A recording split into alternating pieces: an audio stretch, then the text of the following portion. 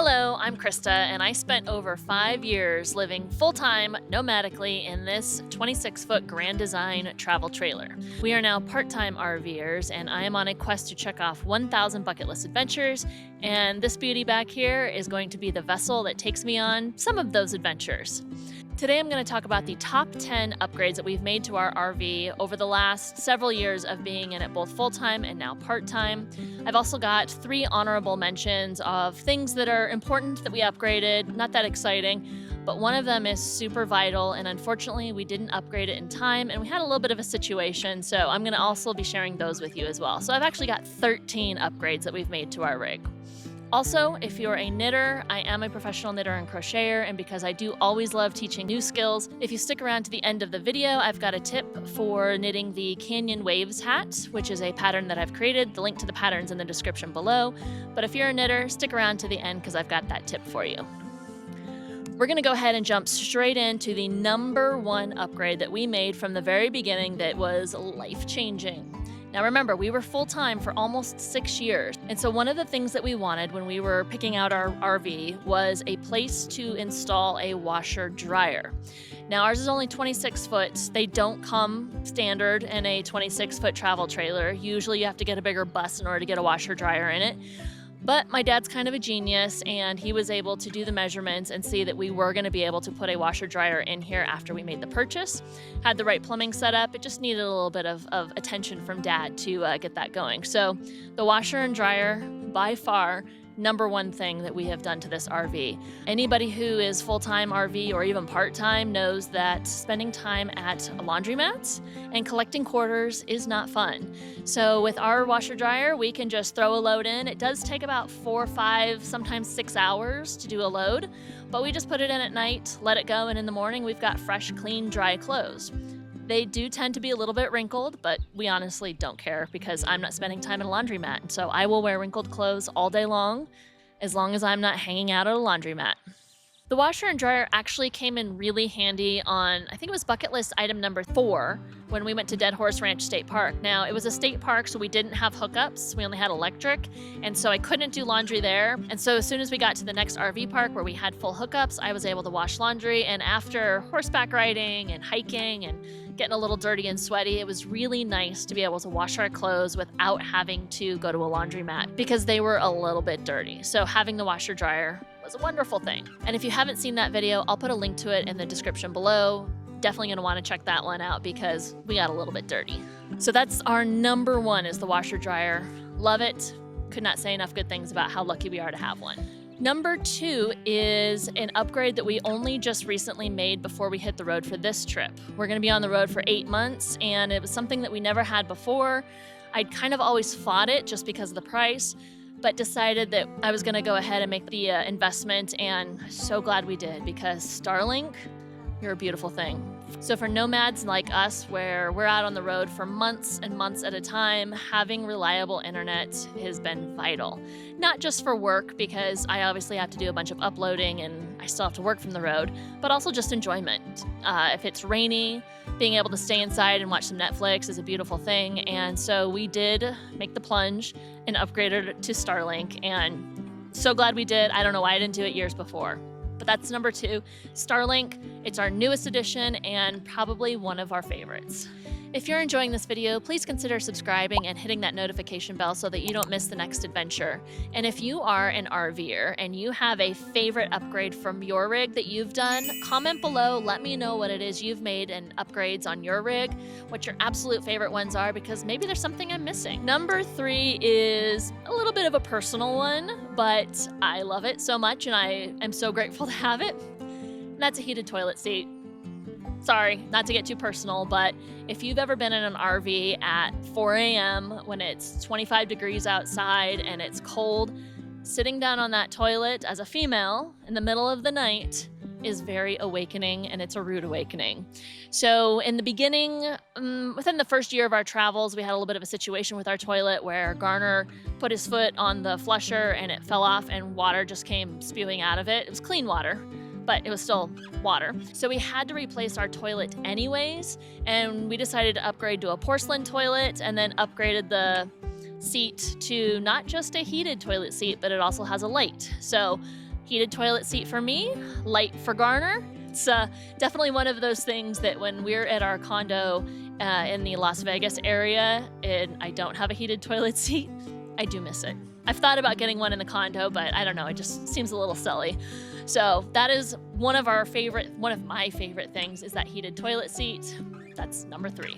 Number 4 is one of those things that's not a vital upgrade, but it's actually been a really nice and convenient one, and that is a door keypad. Before, when we had a regular key to unlock the RV, if Garner had the keys, because he was in the truck with the truck running, I would have to get the keys from him. He'd have to turn off the truck, go unlock it, come back, put it back into the ignition, turn the truck back on. And if it's hot out and he's trying to get the truck cooled off, that's no fun. And I am always the one that forgets something. When we go out on an adventure, I always forget something in the RV. And so now he can leave the truck running. I just run up, punch in the code, get what I need, lock it back, get back in the truck, no key needed. So that's been a really nice upgrade, just a convenient one. Not anything that's like groundbreaking or earth-shattering, but definitely one that we enjoy. So that's number 4, is that keypad entry for our door. Number 5 is a little convenience for Phinny. Dr. Phineas, or Phinny, is our fur baby who travels with us in the RV all the time, and she has to have a place to do her business that's nice and clean and convenient and out of the way. I also really don't like litter in the RV. Anybody who has a cat knows that litter can get everywhere, and so having the litter box somewhere where it's not going to smell and it's going to be convenient to clean and she's not going to track litter into the RV is really a great thing. So when we were looking at RVs, one of the things I wanted to look for was a place where we could put a compartment where she could have her own little spot for her litter box. So she's able to access it from inside the RV really easily. It's in our bedroom. It's a little hole that goes into the exterior compartment that is open from the outside. And my dad built a box in there that has her litter box. It has a light, a fan. And then the best part is when it needs to be cleaned, you don't have to bring that bag of litter into the RV, do all the scooping and cleaning and all that inside the RV. It can just be done from outside from the exterior compartment. So that is a wonderful thing. Phinny uses it all the time. She knows exactly where it's at, and it's just a nice little cozy place for her to do her business. We call it the pooping palace. Some people call it the luxury loo, but whatever it is, Dr. Phineas definitely has a nice, clean, quiet, peaceful place to do her business. So that's number 5, is Phinny's pooping palace. Number 6 is something that I don't know why all RVs don't just automatically come with them, but it's an overhead ceiling fan in the bedroom, over the bed. I think the one that we have was one that my dad had taken out of his motorhome because he was upgrading his, and so we took the old one and painted the blades on it, so it kind of had a little bit of that teal pop that we have in our RV. And he installed it, and then the best part is the button to turn it on and off is above my head in bed. So I can just be laying in bed and reach up and turn it on or turn it off. I don't have to get out of bed. I don't even have to open my eyes. And so having that fan is really nice just for air circulation. A lot of times we open the side windows and then turn the fan on, and it keeps it nice and comfortable and cool in there. And so it's just a small upgrade, but definitely one that we appreciate. And when it starts to get warm, we use it a lot. So fan in the bedroom. RV manufacturers, please start putting those in because they are wonderful things to have. Number 7 has to do with anybody who's an RVer for any amount of time is definitely going to have at least 1 or 2 black tank stories. So number 7 is something that I wish that we'd had before we had a little bit of a black tank story, but now we have one and hopefully it won't happen again. And that's a master valve for our hookup connection where the sewer and gray water and all that comes out of the RV. When you open the valves to let the water out, whether it's gray water or black water, it comes out of one spot. Well, if those valves don't close properly, for example, if your black tank valve has gotten a little stuck, what happens is when you go to take the cap off of the RV to put the sewer hose up, if that hasn't closed all the way, then whatever has leaked through is now coming straight out before you can get that hose on. So we were in my in-laws' driveway. Luckily, it wasn't in an RV park because that would have been super embarrassing. But our black tank valve didn't close. And so when Garner went to take off the clear cap to put on the sewer hose, our black tank dumped into my in-laws' front yard. Super embarrassing, but it was easy enough to just hose down and move on from. So now we have a master valve on there, which is closed. And then if the gray tanks or the black tank have any kind of a leak in them, it doesn't matter because you can open up the cap, put on the sewer hose, and then open that master valve, and then it'll flow. So it's just kind of like a fail-safe. Unfortunately, we didn't have that on, didn't even know about it, but once something happens and you learn there's something you can do to not let it happen again, you definitely do it. So we put a master valve on our sewer connection, and it's been really great because we don't have to worry about having any kind of accidents in an RV park or my in-laws' front driveway again. So number 7, master valve, wonderful thing. And by the way, I will put the link to all of these items that I'm talking about in the description below. You want to check to make sure that they're going to work for your RV, but I will have the links so that if you want to check out and see what we did, what we have, you absolutely can. Those will be in the description. Number 8 is purely cosmetic, but ended up being a really great investment. And what that is before we even moved into the RV, when we very, very first got it, is I took all the cushions off the dinette set area and took them to a professional cushion cover person. And they were able to cover our cushions with a nice teal fabric. It was more to add like a pop of color because so many RVs back when we bought ours, which is a 2017, so many RVs had so much brown and I just needed color. And so we had taken out all of the furniture and I put in teal carpet to add a little pop of color and then did the dinette cushions. Now what it ended up being was way smarter than I thought because our lazy boy is made out of the same material, the same like fake plastic pleather that I really do not like, and it is falling apart. It is disintegrating. We have a cover on it, but it is disintegrating under the cover, and it's pretty gross. You get all these like brown flakes of pleather that's flaking off, and because we have the cushions covered, that's not happening. The other great thing is I will tell you that our cushions are probably the newest looking thing inside our entire rig, and that's because they are stain-resistant fabric. They clean up really easily. Cat fur doesn't stick to them. If we spill something, it cleans up right away. And none of that brown flakiness is happening. I don't know what's going on under the cover, but it's not happening on the outside like our lazy boys are, unfortunately. And the people that we took these cushions to also put on the Velcro onto the cushion, so they just stick directly to the Velcro of the rest of the seat as the original ones did. And so it's a really nice upgrade that we did. It was supposed to be cosmetic, but it ended up having a lot more reasons for being there. And so number 8, cushion covers. It's one of those things that's more cosmetic, but it kind of ended up being like a really good thing to have because we don't have disintegrating cushions. So that's kind of a good thing. Number 9 is more of a safety thing for Phinny. We have a 3-burner stovetop, and I'm always so paranoid that she's going to walk on it and accidentally turn one of the burners on, which is no bueno. That's really not a good thing. And rather than being concerned about her walking on the burners, I just had my dad put in just a basic stovetop cover. It's metal. It works really well. It also gives us extra counter space because we wouldn't normally be able to put stuff on the counter there.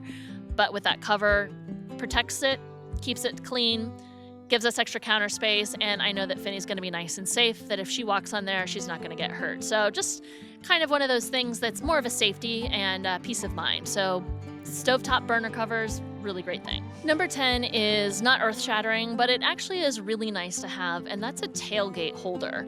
So when you tow a travel trailer, you have to have a hitch, and our truck is an extended bed. So we already have this very long truck, and if you leave the hitch on, it doesn't take very long to go walking around behind the bed of the truck and completely rack your shin on the tailgate. So you have to take it off. But it's very heavy and cumbersome, and it could be put in our exterior compartment. But the easier spot is I just had my dad, who again is a genius, put a holder on the tongue, the front of the RV, and it's really easy. Once Garner takes it off of the truck, he puts it directly into that holder, locks it. It's secure, it's safe, it's out of the way. It's not having to be moved around inside the compartment when we need to get something else out of there. And it's not on the back of the truck where you're gonna rack your shin on it. So it's a very simple upgrade, but it actually makes life really nice. And when you're moving as often as we are, having it is just a really nice convenience to have. So those are the top 10, but I'm not done yet. I've got 3 honorable mentions that are not earth-shattering, but are just really nice things that we upgraded that are nice to have. The first is a generator holder on the front of our RV. We used to have our generator in the bed of the pickup truck, which is nice, except when you need it and you're hooked up to the trailer, you can't open the tailgate, therefore you can't get to the generator.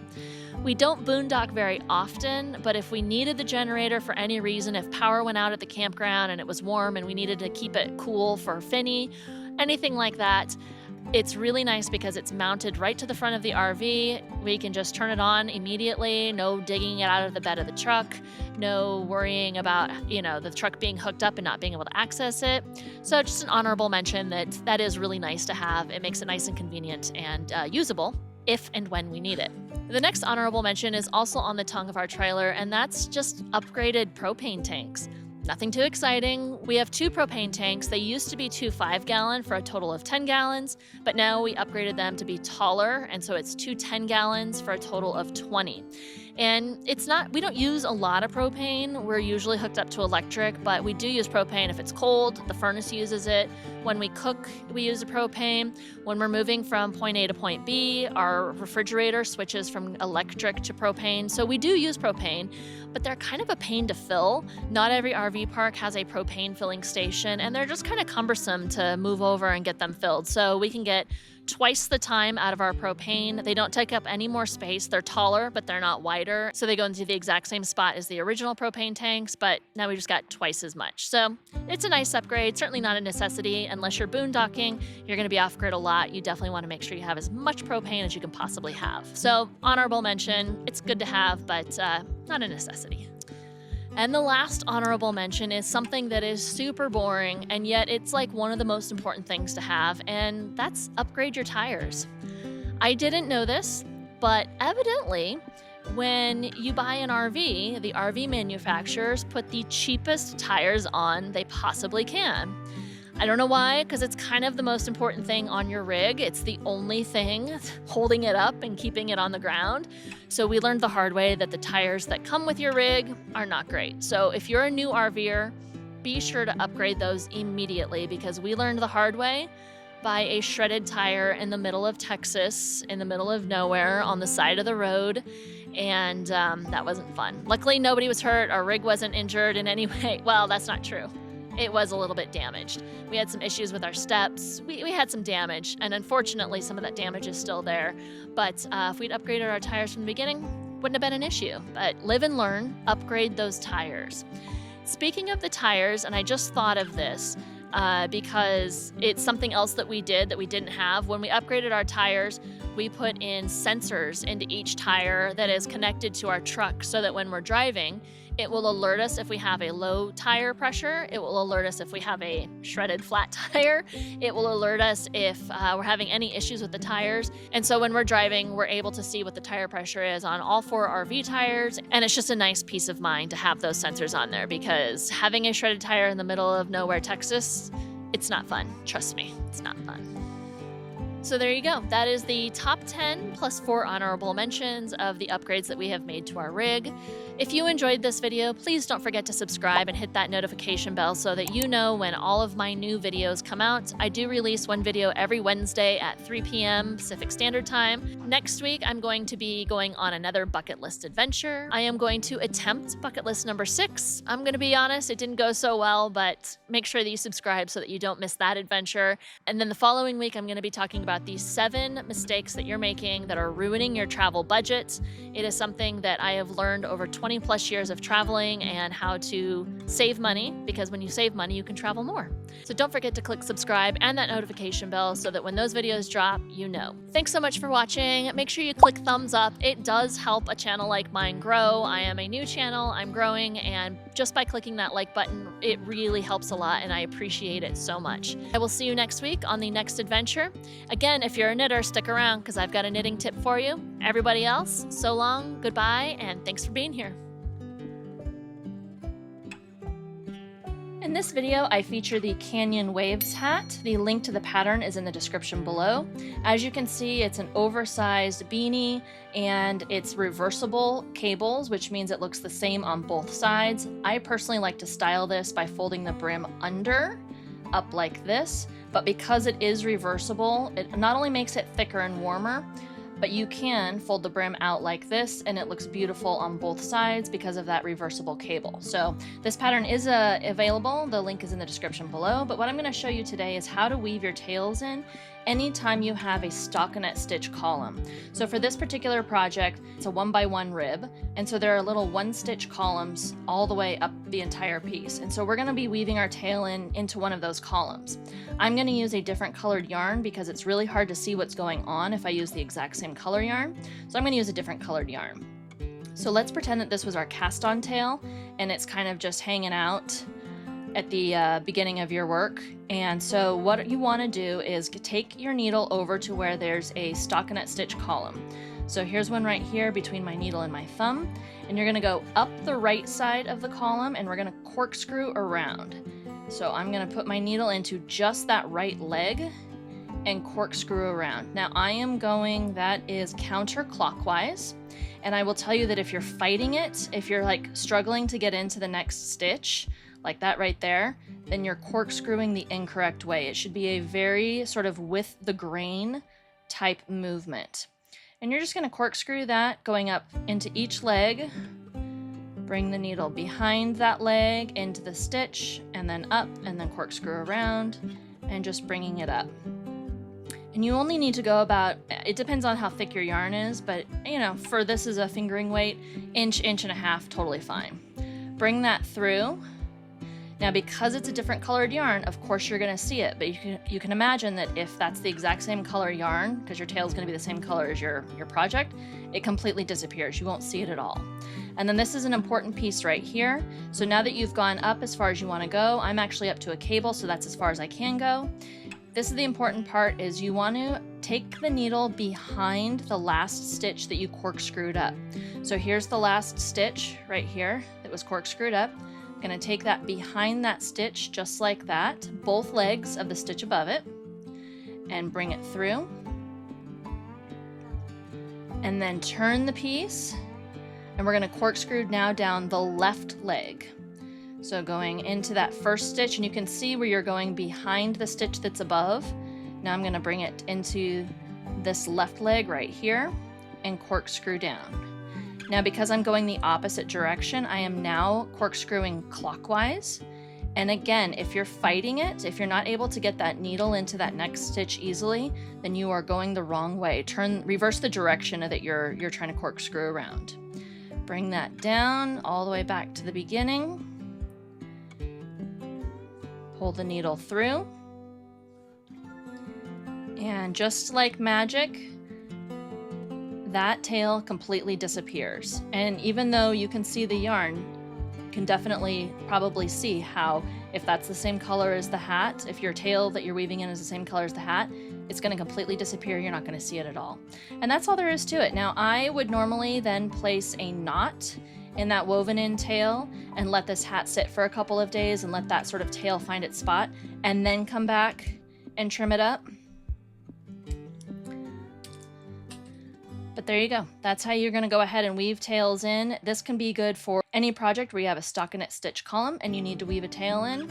Easy peasy. I love this method for weaving tails in, and I hope it works for you. Thanks so much for watching, and I'll see you on the next video.